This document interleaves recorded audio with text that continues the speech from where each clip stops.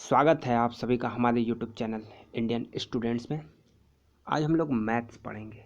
Math में महत्तम समापवर्तक, लघुत्तम समापवर्तक, highest common factor, least common multiple.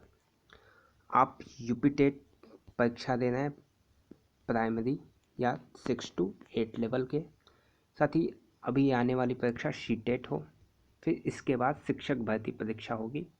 तो यहाँ पर डायरेक्ट जो है क्वेश्चन पूछे जाते हैं। यूपी टेट में सिलेबस में मेंशन है एलसीएम एचसीएफ, तो क्वेश्चन 2 से 3 क्वेश्चन आपके मैथ में वहाँ बनेंगे। साथ ही जब भी आप एसएससी हो, बैंक हो, रेलवे हो, बीएचयू एंट्रेंस एग्जाम हो, सभी में एचसीएफ एलसीएम पूछे जाते हैं। 1 से 2 क्वेश्चन हर जगह आपको मिल जाएंगे। तो बेहद यहाँ पे आसान भाषा में हम लोग एचसीएफ एलसीएम निकालना सीखेंगे, बहुत ही आसान तरीके से। ठीक, तो बने रहिए। साथ ही साथ जो चैनल पे नए हैं, चैनल को सब्सक्राइब कर दें, साथ बेल आइकॉन प्रेस कर दें। और मैथ्स की बाकी जो वीडियो है आप यूट्यूब पे मैथ्स कोना KONA MATHS मैथ्स कोना करके सर्च कर सकते हैं। वहाँ 40 से ज़्यादा वीडियो मैथ्स पे अपडेट हैं, आप उसे जाके देख लीजिए और चैनल को सब्सक्राइब कर दीजिए। सारी मैथ्स की जो सारी चीज़ें आपको वहीं मिलेंगी। मैथ्स के लिए अलग चैनल ही है। तो महत्तम समापवर्तक, ठीक, तो इसे समझने के लिए पहले हम लोग को अपवर्तक क्या होता है, यानी फैक्टर क्या होता है। फैक्टर ये हम लोग पढ़ेंगे कि फैक्टर क्या होता है। बेहद बेसिक से शुरू है, तो आप पूरा वीडियो देखिएगा, संभव निश्चित है आपको सारी चीज़ें समझ आएंगी। तो फैक्टर क्या होता है, अपवर्तक। देखिए, जो संख्याएं किसी दी हुई संख्या को पूरी तरीके से विभाजित कर देती है उन्हें दी हुई संख्या का अपवर्तक यानी फैक्टर या विभाजक, डिविज़र कहते हैं। यानी कोई संख्या दी हो, उसे जो संख्या विभाजित कर देती है उसे उस संख्या का अपवर्तक कहते हैं। जैसे एग्जाम्पल मान लीजिए 12, तो 12 किससे किससे डिवाइड होगा, किससे किससे कटेगा, 1 से, 2 से, 3 से, 4 से और 6 से। पूरी तरीके से ये सारी संख्याएं 12 को डिवाइड कर देंगी। तो हम कह सकते हैं कि 1, 2, 3, 4, 6 और 12 जो है 12 का अपवर्तक है, ये हम कह सकते हैं। दूसरे शब्दों में मान लीजिए हम 27 ले लेते हैं, तो 27 के लिए 1, 3, 9 और 27 वो संख्या खुद, ये 4 इसके अपवर्तक या डिविज़र हैं, फैक्टर हैं। तो फैक्टर यानी अपवर्तक और डिविज़र दोनों सेम चीज़ होता है। तो ये आपको समझ में आ जाना चाहिए कि अपवर्तक यानी फैक्टर क्या होते हैं। कोई संख्या दी है, इससे जो संख्या काटेगी वो उसका अपवर्तक कहलाएगी। समापवर्तक का इंग्लिश में मीन होता है कॉमन फैक्टर। कॉमन फैक्टर आपको जल्दी समझ में आएगा। कॉमन फैक्टर, दो लोगों में कोई कॉमन बात क्या है। जैसे 2 लोग हैं, उनमें कॉमन चीज़ क्या है, तो वो दोस्ती हो जाती है कि हाँ भाई इसमें भी ये कॉमन है, इसमें भी ये कॉमन है। तो कॉमन फैक्टर होने के लिए हमें सबसे ज़रूरी चीज़ है 2 संख्याएं होनी चाहिए। तीसरी भी हो सकती है, चौथी भी हो सकती है, पांचवी भी हो सकती है, लेकिन एटलीस्ट 2 संख्याएं होनी चाहिए, तभी कॉमन का कॉन्सेप्ट लगेगा। 2 है तो दोनों में कॉमन, 3 है तो तीनों में कॉमन, 4 है तो चारों में कॉमन। तो ये कॉमन का कॉन्सेप्ट है। समापवर्तक क्या होता है, 2 या 2 से अधिक दी हुई संख्याओं जो एक साथ जो संख्याएं विभाजित कर देती हैं दी हुई संख्याओं के समापवर्तक यानी कॉमन फैक्टर कहलाते हैं। जैसे एग्जांपल से आपको जल्दी समझ में, 24 और 32 दो संख्याएं हैं, 24 और 32 दो संख्याएं। अब आप इन्हें अलग अलग डिवाइड कर दीजिए। तो 24 जो है कटेगा किससे, 1 से, 2 से, 4 से, 8 से, इन्हीं से जो है 24 कटेगा यानी डिवाइड होगा। और 32 किससे किससे कटेगा, तो 32 भी कटेगा, 1, 2, 4, 8, 16 से भी डिवाइड होगा। तो कॉमन कौन कौन से है, ठीक, 24 और 32 जिन जिन संख्याओं से डिवाइड है, इन दोनों में जो कॉमन संख्याएं हैं उन्हें आपको अलग निकाल लेना है। कि जैसे 24 और 32 को 1, 2, 4 और 8 ये जो है बारी बारी से विभाजित करेंगे। ये सारे जो हैं 1, 2, 4, 8 इसके कॉमन है, सब में कॉमन है, इसमें भी है इसमें भी है, तो ये इसके समापवर्तक होंगे 24 और 32 के। 24 और 32 डिवाइड करने को तो 16 भी डिवाइड करेगा, लेकिन 16 जो है 24 ये चीज़ नहीं हो पाएगा। 16 जो है 24 को नहीं काट पाएगा, लेकिन 16 32 को काट पाएगा, जबकि हमें कॉमन फैक्टर लेना है जो दोनों को पूर्ण रूप से पूरी तरीके से डिवाइड कर दे। ठीक, तो पूर्ण रूप से कौन कौन डिवाइड करेगा? 1 2 4 और 8। कोई भी इसमें से उठा लीजिए। जैसे 8 को लिए तो 8 को भाग देंगे 24 से तो जाएगा 3 बार में, 32 को भाग देंगे 4 बार में, तो कोई भी संख्या उठाएंगे वो दोनों को काट देगी। तो ये जो है कॉमन फैक्टर हो गया। इसी प्रकार 12 18 24 का हम लोग कॉमन फैक्टर निकालेंगे 1 2 3 6। इसमें से कोई भी संख्या आप उठाइए, ये इसको पूरी तरीके से काट देगी। जैसे 6 उठा लिए तो 6 12 को भी काटेगी, 18 को 3 बार में, 24 को 4 बार में। तो ये जो है कॉमन फैक्टर हो गया। तो फैक्टर और कॉमन फैक्टर आपको समझ में आ गया। अब महत्तम समापवर्तक की ओर हम लोग चलेंगे। महत्तम समापवर्तक, हाईएस्ट कॉमन फैक्टर, हिंदी में महत्तम समापवर्तक। दी हुई 2 या 2 से अधिक संख्याओं को पूरा विभाजित करने वाली संख्याओं में जो सबसे बड़ी होती है, बस ये कॉन्सेप्ट आपको याद रखना है। बस ये लाइन, 3 चीज। दी हुई 2 या 2 से अधिक संख्याओं को पूरा विभाजित करने वाली संख्याओं में जो सबसे बड़ी होती है, जो सबसे बड़ी होती है, नाम ही इसका हाईएस्ट कॉमन फैक्टर, नाम से ही पता चलता है। हाईएस्ट कॉमन फैक्टर जो सबसे बड़ी होती है, इसे दी हुई संख्याओं का महत्तम समापवर्तक कहते हैं।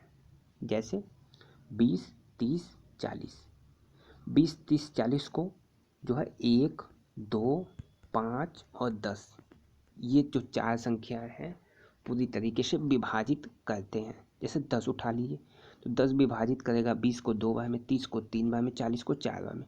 5 उठा लीजिए 20 को 30 को 40 को, सबको जो है विभाजित करेगा, पूरा विभाजित करेगा।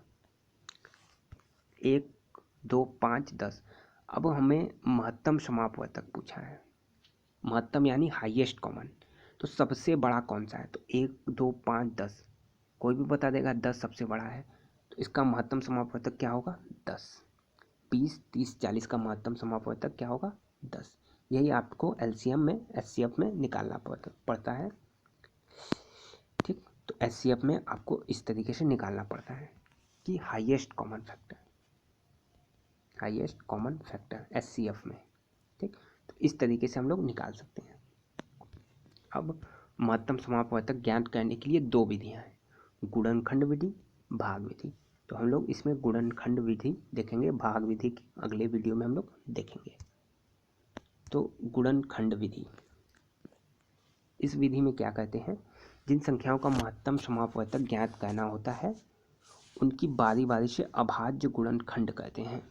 अभाज्य गुणनखंड क्या होता है? अब तो अभाज्य मतलब एकदम लास्ट तक गुणनखंड कहते हैं कि अब उसका कोई और टुकड़ा ना हो सके, मतलब उस संख्या को काटते काटते यानी विभाजित करते करते एकदम छोटे रूप में लेते आते हैं, उसके बाद उसका विभाजन जो है संभव नहीं है, वही होता है अभाज्य गुणनखंड।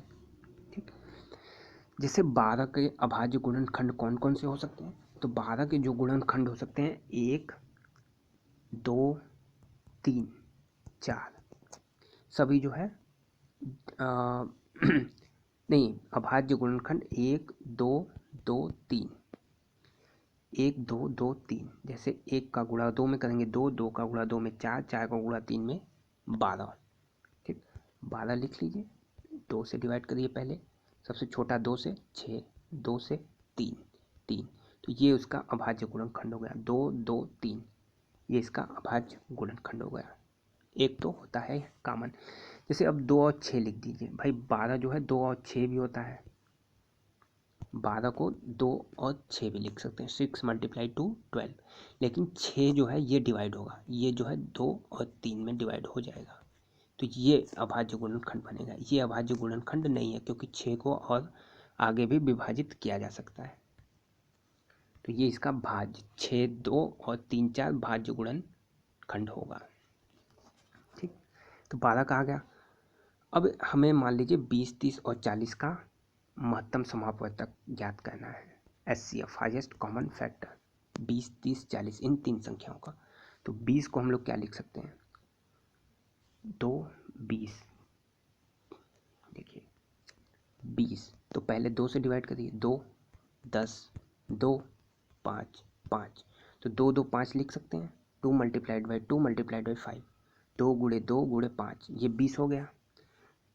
अब 30 को तो पहले सबसे छोटी संख्या 2 से हम लोग काटते हैं, 2 से 15 बार में, फिर 3 से भी कटेगा 5 बार में, फिर 5 तो 2, 3, 5, 3 दूना 6, 6 मल्टीप्लाइड बाई 5 30।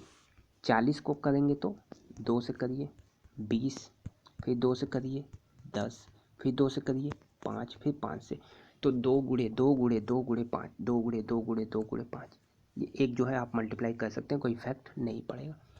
अब इन दोनों में कॉमन क्या है, कॉमन का मतलब जो इन तीनों में उपस्थित हो, इन तीनों में उपस्थित हो।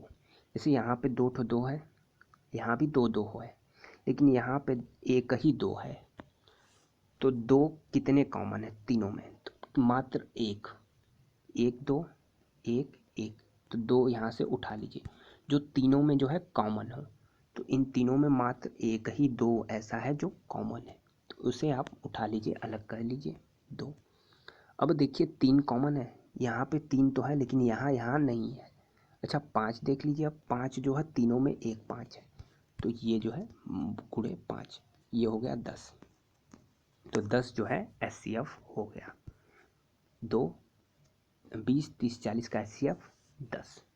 इसी तरह किसी और भी संख्या के आप निकाल सकते हैं। जैसे एक और देखिए 24, 36, 48 का मौसा आपको ज्ञात करना है। तो 24 को काटना है, तो 24 को पहले 2 से आप काटते हुए स्टार्ट करिए, 12, 2 से काटेंगे 6, 2 से काटेंगे 3, तो 2 गुणे 2 गुणे 2 गुणे 3, 36 में 2 गुणे 2 गुणे 3 गुणे 3, 48 में 2 गुणे 2 गुणे 2 गुणे 2 गुणे 3।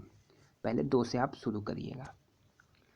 अब इन दोनों में कॉमन आपको देखना है कि यहाँ पे जैसे 3 2 हैं, लेकिन यहाँ पे मात्र 2 ही 2 हैं, यहाँ पे भी 3 2 हैं, 4 2, तो कॉमन कितने 2 हैं, देखिए यहाँ से भी 2 निकाल लीजिए, यहाँ से भी 2 2, यहाँ से भी 2 2, तो 2 मल्टीप्लाइड बाई 2 ये जो है कॉमन है सभी में।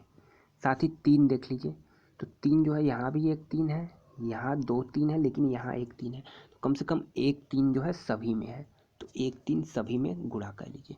तो 2 का गुणा 2 से 4, 4 का गुणा 3 से 12, तो जो इसका HCF होगा वो हो जाएगा 12। तो कितना आसान है, तो बस यहाँ से गुणा करना है और सब में जो कॉमन है उसको निकाल के अलग लिख लेना है, वो HCF हो जाएगा 900। अब देखिए कि कोई अभाज्य संख्या जैसे 37, 43, 47, ये जो तीनों संख्या हैं ये अभाज्य हैं, किसी से नहीं कटती हैं। तो जब भी अभाज्य संख्या का है तो अभाज्य संख्या का मौसा जो है हमेशा 1 होता है। इस बात को आप लोग याद रख लीजिए कि जब भी अभाज्य संख्या का मौसल आए आप सीधे 1 लिख लीजिएगा। ठीक, तो चलिए वीडियो यहीं स्टॉप की जाती है। नेक्स्ट वीडियो में हम लोग भाग विधि से निकालना सीखेंगे कि इस विधि से आप गुणनखंडन निकाल पाए, तो ये भाग विधि से आप आसानी से कैसे निकाल सकते हैं। ठीक, तो जो लोग चैनल पर नए हैं चैनल को सब्सक्राइब कर लें, साथ ही लाइक ज़रूर करें। 100 लाइक का टारगेट है, 100 लाइक के बाद आपको अगली वीडियो 100 लाइक और 1000 व्यूज़। ठीक, तो अधिक से अधिक लोगों तक शेयर करें ताकि और भी लोग जुड़ें तो वीडियो बनाई जाए। ठीक, धन्यवाद।